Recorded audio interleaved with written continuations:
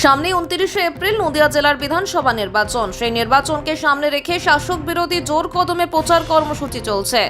কিন্তু আজ দেখা গেল পোড়াগাছা গ্রাম পঞ্চায়েতে 232 এবং 234 নম্বর বুথে বিজেপির মনোনীত প্রার্থী তারকনাথ চট্টোপাধ্যায়ের ব্যানার, ফেস্টুন ও পার্টির পতাকাও ছিঁড়ে দিয়েছে বলে অভিযোগ ভারতীয় জনতা পার্টির কার্যকর্তাদের। এই ঘটনা ঘটার পর কৃষ্ণনগর উত্তর মণ্ডল সভাপতি আনন্দ মণ্ডল এবং এই মণ্ডলের সাধারণ সম্পাদক চন্দন মালাকার সহ আরও নেতৃত্ব এবং কার্যকর্তারা ঘটনাস্থলে আসেন এবং গোটা ঘটনাটি পুলিশ প্রশাসনকে জানিয়েছে বলেই জানা গেছে। যদিও এই ঘটনা ঘটার পর তৃণমূল কংগ্রেসের পোড়াগাছা অঞ্চল সভাপতি আমাদের ক্যামেরার সামনে প্রতিক্রিয়া দেন এবং অভিযোগ সম্পূর্ণ ভিত্তিহীন। পাশাপাশি তিনি বলেন, তৃণমূল কংগ্রেসের কোনো কর্মী বা নেতৃত্ব এর সঙ্গে যুক্ত নয়, বিজেপিরা এটা নোংরা খেলা করছে বলে তিনি দাবি করলেন।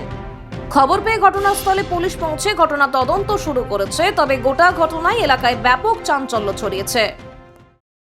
আপনাদের আবার কি হয়েছে, কি অভিযোগ আপনাদের? আজকে আমাদের অভিযোগ বলতে আমাদের পোড়াগাছা পঞ্চায়েতে বিগত আজ 3-4 দিন ধরে একই জিনিস চলছে, যে পোস্টার, ফ্ল্যাগ, ব্যানারগুলো সারা রাজ্য জুড়ে টিএমসি যে পরিস্থিতি এখন দাঁড়িয়েছে, সেখানে দাঁড়িয়ে যে রাজ্যের মুখ্যমন্ত্রী সেই ভয় পাচ্ছে, নিজের ছায়া দেখে নিজেকে ভয় পাচ্ছে।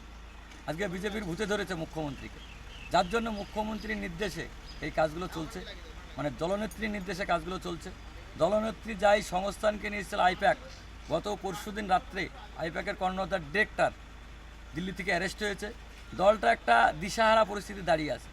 এখন দলের উচ্চতর নেতৃত্বের কাছ থেকে নির্দেশ দিয়ে এইগুলো করানো হচ্ছে। কারণ হচ্ছে আমরা বারংবার প্রশাসনকে বলছি, ওসিকে বলছি যে স্যার এইরকম এরকম বিষয় হচ্ছে, সেগুলো ভ্রুক্ষেপ নিচ্ছে না। কারণ হচ্ছে এখনও প্রশাসন কিছুটা টিএমসির কাজ করছে। তা আমরা চাইছি যে আমাদের এই কৃষ্ণনগর উত্তর বিধানসভা এই করে কিছু করতে পারবে না। মানুষ আমাদের সাথে আছে, মানুষ আমাদেরকে ভোট দেবে আর জিতাবেই। আর রাজ্যে 26 সালে বিজেপি ক্ষমতা আসছে। আজকে যারা এগুলো করছে তাদের ফল কিন্তু ভবিষ্যতে ভালো হবে। আজকে আমাদের স্বরাষ্ট্রমন্ত্রী অমিত শাহ বলেই দিয়েছে, এদের সাথে কথা হবে 4 তারিখের পর। আমাদের বিজেপির লোকে করলে অনেক কিছু করতে পারে, আমরা কিন্তু সেটা করবো না। আমরা আইন, প্রশাসন, দেশের সংবিধানের উপর আস্থা রাখি, ঠিক আছে? এবার তার জন্য তো আমরা বলছি বারংবার প্রশাসনকে দেখতে, আমরা প্রশাসনের উপর ছেড়ে দিয়েছি যে কী করে, নালে আমাদের স্টেপ আমাদের নিতে হবে। আপনার নাম? আমার নাম হচ্ছে আনন্দ মণ্ডল, আমি কৃষ্ণনগর উত্তর বিধানসভার 3 নম্বর মণ্ডলের সভাপতি।